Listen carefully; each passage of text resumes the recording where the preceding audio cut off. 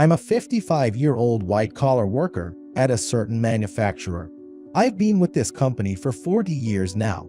I started working here right after finishing high school. Growing up, my family couldn't afford to send their kids to college. My dad passed away early, and I had 5 siblings. At 15, I was always angry at something. It felt like I was fighting the whole world. Those were my rebellious days. Has it really been 40 years since then? I sat on a bench outside the company, reminiscing about the past. Looking up at our towering corporate building, I felt the passing of time. Back in the day, our company was just a shabby local workshop with a bunch of misfits. Now, we've grown to be the most popular publicly traded company in the area.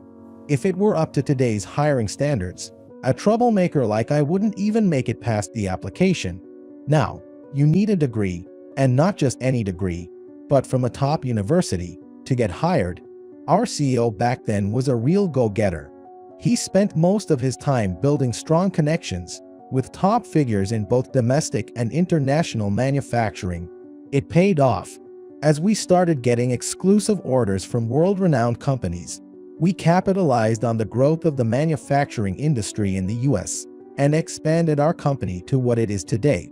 The CEO would often have me accompany him to business meetings. To be honest, I hated going on those trips because it cut into my free time. But thanks to that, I got to learn the skills of sales from scratch. Glancing at my watch, I saw it was 8:50 a.m. I should head to the office soon.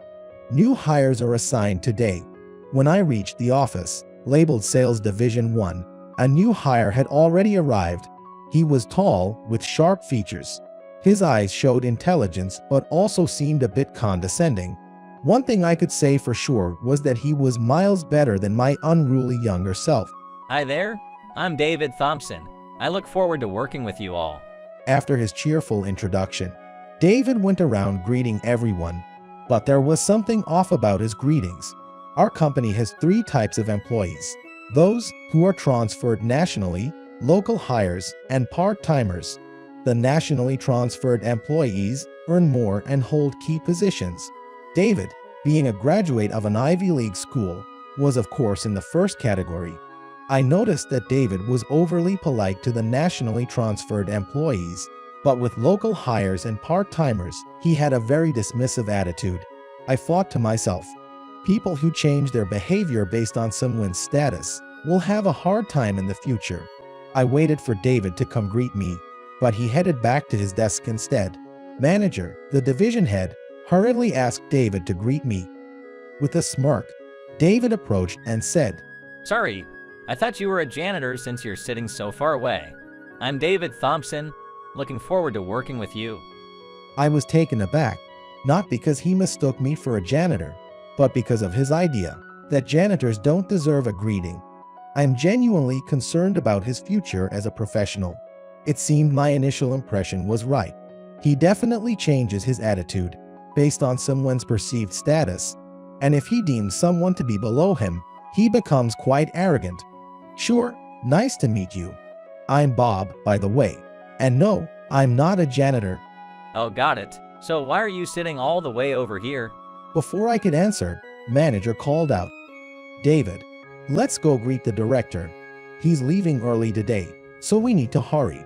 That was my introduction to David. He's obviously smart, having graduated from an Ivy League school, but there are areas he seriously needs to work on. That was my first impression of David. David's attitude towards me hasn't changed. If anything, it seems to have gotten worse. It seems David heard somewhere that I only graduated from high school, and his condescending attitude towards me grew progressively worse.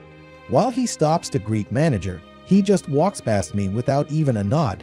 Every now and then, he'd comment with things like, Bob, can you use email? Or, do you know how to calculate fractions? He always does this when the manager isn't looking, whether it's cunning or just plain mischief. I wish he'd use that brain of his for something more productive, instead of belittling a high school graduate like me. Also, it seemed like David looked down on sales jobs in general. Apparently, he originally wanted to work in business strategy. Once, at a company drinks event, after having a bit too much, he blurted out, anyone can do sales. You really don't need a brain for it. I really want to move to the business planning department soon. A couple of months after David joined, I heard he made a huge mistake in front of one of our top clients' executives. Apparently, he boasted about his educational background again. The client was so offended by David's attitude that they said they would cease doing business with us. David was called into the manager's office, and even our department head was troubled on how to handle the situation. Seeing David looking so down, I tried to console him. "Looks like you messed up, David, but it's all right. We all make mistakes when we're new. Back in my days." But David interrupted me, shouting, What would someone like you know? Don't tax so high and mighty. You're only a high school graduate. That executive was so clueless. That's why I can't stand people with low education. This was definitely crossing the line. I understand he was overwhelmed after making his first big mistake, but there's a line you don't cross. We have many other high school graduates in our department, and some are conscious of their educational background. Just as I was about to lecture David, someone patted him on the shoulder. When David turned around, he saw a distinguished elderly gentleman with a white beard, leaning on a cane.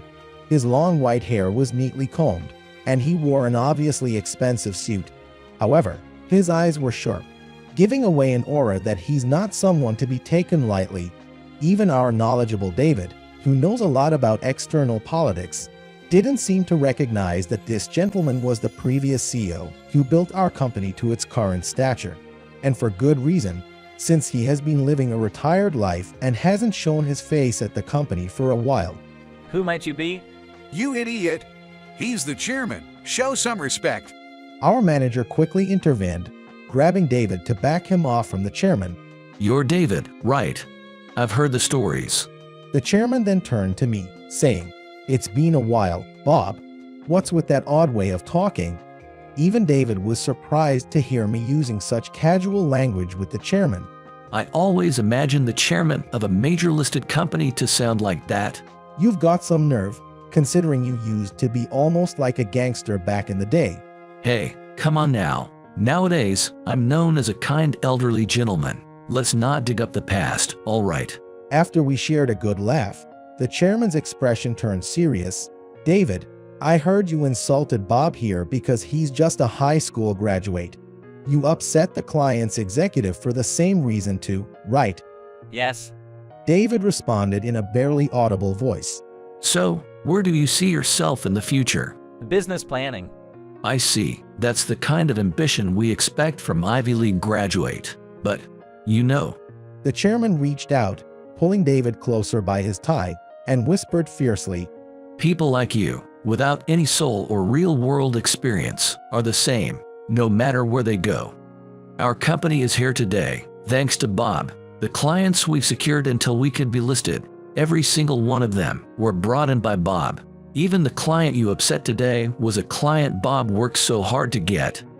I actually wanted to make him the CEO, but his wife's health was in bad shape, so he's been fine with just being a regular employee. He added, A Harvard grad. Think you can do what Bob has done? Clearly intimidated by the sudden ferocious change in the gentleman's demeanor. David was petrified. I chuckled to myself, thinking the chairman hadn't really changed from his old ways. Bob, I hate to ask, but could you come with me to apologize to our client? Chairman, there's no need for that. David was even more surprised when he saw the entrance.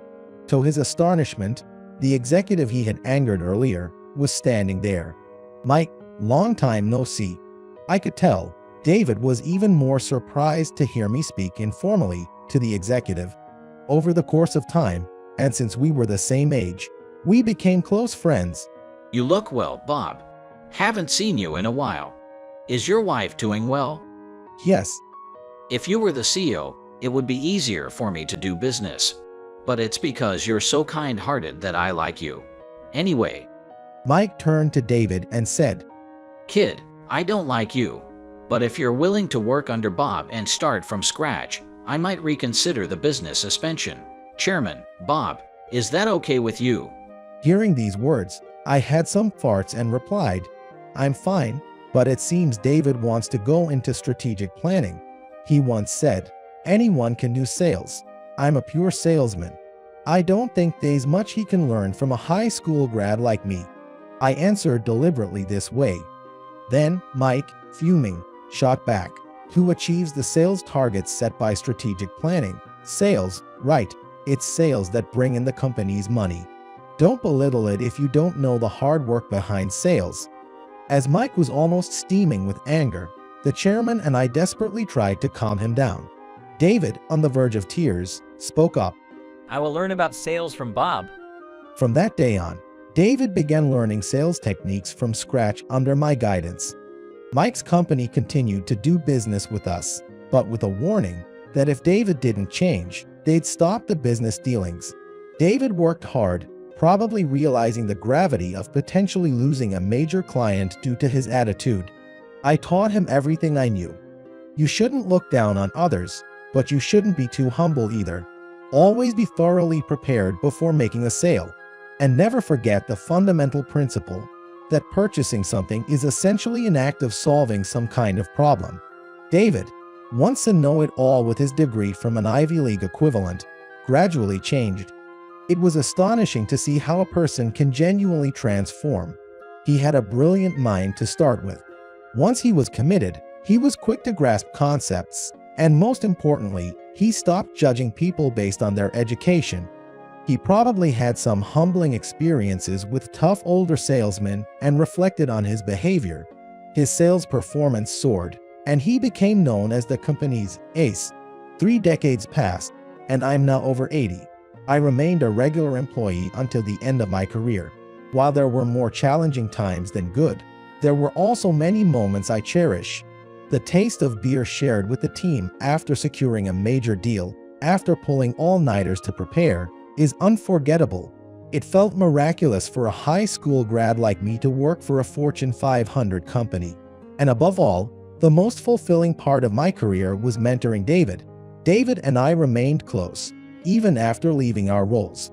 At David's wedding, I had honor to give a speech instead of his direct boss.